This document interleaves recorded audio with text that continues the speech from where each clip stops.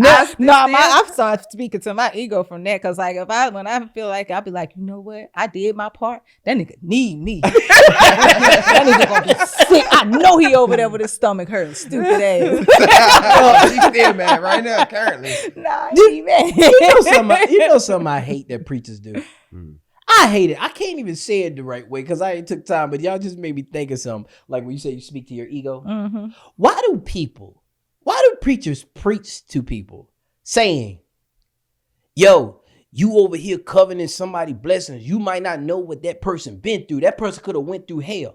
Why couldn't that person just been blessed? Right. Why do I got to feel better about them probably going through something to make me feel better? For sure. That don't even make sense. Like, why is it that I got to always go through something bad to get to something good? Like, why? Why couldn't he just be blessed? Right. Why couldn't God just have favor over his life? God just got favor who want to favor. My dad already went through it, so I'm good. Yeah. They ain't gonna pass on me. Just continue passing on the blessings. Man, you get some blessings that your grandma prayed for. But you know another thing too, because when they start looking at blessing, they always speak into like monetary things. I was just about to say, you ain't ready to be a pastor then, because you don't want to make no money. And I would say that's you don't want to make no money. But they preach to your emotions. Yeah, it's that prosperity preaching. Yeah, but ain't nothing. No. And see, people say prosperity preaching. Nothing's wrong with prosperity preaching because you have a prosperity in God. Yeah. God is a God of abundance. Jesus is a God of abundance. So the thing of it is that can't be your only message. Right. And that's what a lot of their messages is only that. It's not really about how do you really, follow Christ and how do you really, have him actually soften your heart and have him come into your heart. How about this? They said people's preach about Jesus instead of preaching what Jesus preached about. Right. Mm-hmm. It doesn't even make sense. That don't even make sense. How you gonna share the good news, but all your sermon is about Jesus, but you're not preaching what he preached? Right. You just saying he already showed you. I don't give a damn what church you go to on Sunday. Y'all can go to 15 to 16 to 20 churches on Sunday. You won't hear one of them preach from Revelation. If that's the end, shouldn't we stay in that part? Right. You don't care what. As soon as you go in, they back at Genesis. You know what's some? Fine, I'm telling you, run this test. They don't preach from Revelation. You know what's crazy? Before. It was like doing a revival thing. They started from when you up in there all day long. You know why? Because Revelation don't sell. Your point. So like the shit hit me, and I was like, yeah, there's nothing wrong with me. I want to know about Jesus, not about the religion no more. I want because I don't even like the way he no. I gotta find out about this. Yeah, nigga. there you go. Relationship with Jesus. Who is this nigga? Like because he did so much traveling and so much research, and he just found out so much information. Right. I ain't never hear about nobody talk about that. Right. And I'm like, no, this shit is wrong. You know, it's crazy that you say you want a relationship with Jesus. Yeah, Jesus. How about this? Most people don't understand, like, God desires a relationship with you, but the only time you come to him is when you're struggling. And you wonder why you keep struggling. Because the only time you want to talk to your daddy is when you're going through shit. So the only way you can maintain that relationship with you, he got to keep putting you through something until you open your ears. You might want to have a relationship with him throughout when you're doing good. Right. Just throughout the day. Partying and happy and got money. Yes. Yeah. I ain't talked to Jesus in 3 weeks. Like, don't worry about it. You got to get a flat.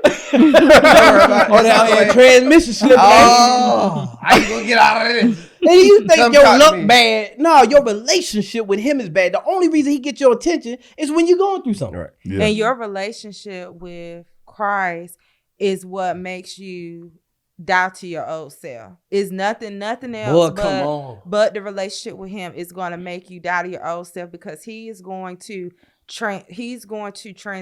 work on you from the inside out. He's going to soften your heart. When you get into certain conversations that you know you shouldn't be a part of, you gonna feel his conviction. I remember earlier this week, I was interacting with somebody And after the interaction, God, he convicted me because he knew the way I was, because the person was kind of irritating a little bit. Mhm. And because I was irritated by the person, I started being real short with the person and not treating them kind of right. They couldn't tell, but I knew. Yeah. And God convicted me of that. And so when I had that interaction with that person again, I made sure that I wasn't short with the person. I made sure that I changed my behavior. That's what the relationship with God is going to do for you. For sure. You're going to make better choices, decisions. You're going to be more mindful of what you watch, what you listen to, what you take in. That's what his relationship does. And I'm telling you, boy, you ain't gonna like it at first. No, it's hard. I'm like, I can't do shit. I mean, I'm sorry.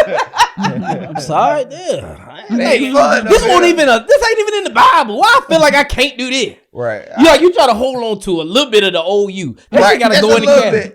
Oh man, you gotta let it go. You gotta let it go.